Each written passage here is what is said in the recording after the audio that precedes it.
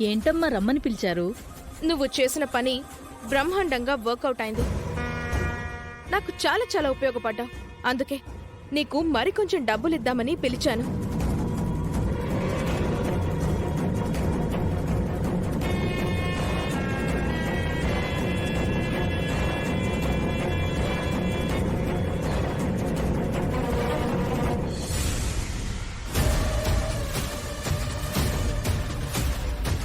చేసిన పనికి డబ్బులివ్వడానికే మనసు రాని వారు కొందరుంటారు.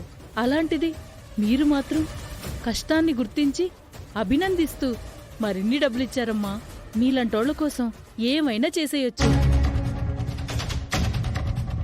మీరనుకున్న కార్యం నెరవేరిందా అమ్మా? సూపర్గా అయింది. నీ నటనతో ఆ పిల్లని గుడ్డిగా నమ్మించేశాం. మేమనుకున్నట్టు జరుగుతుందా జరగదా అని టెన్షన్ పడ్డాం.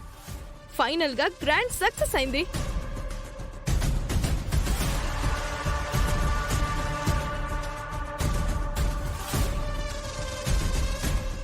అప్పుడు సోదమ్మ నా దగ్గరకు వచ్చి ఏం చెప్పిందంటే,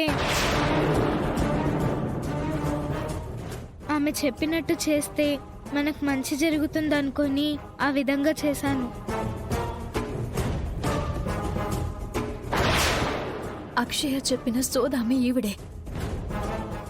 నిహారికని ఎందుకు కలిసింది? నిహారికతో ఏం మాట్లాడుతుంది? మా ఇంట్లో అంతా గందరగోళంగా ఉంది. నువ్వు కొన్ని రోజులు కనిపించకుండా మీ ఊరికెళ్ళిపో, సరేనా?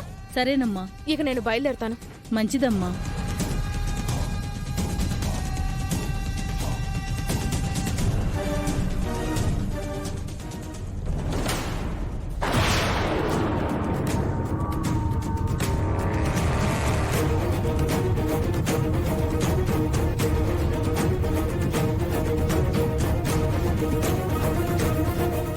ఎవరమ్మా మీరు?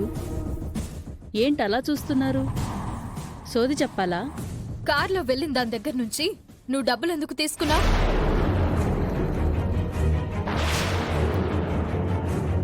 తను నీకు డబ్బులెందుకు ఇచ్చింది? ఇద్దరూ ఏం మాట్లాడుకున్నారు? దేని గురించి మాట్లాడుకున్నారు? అదా అది అది మర్యాదగా చెప్తావా లేదా?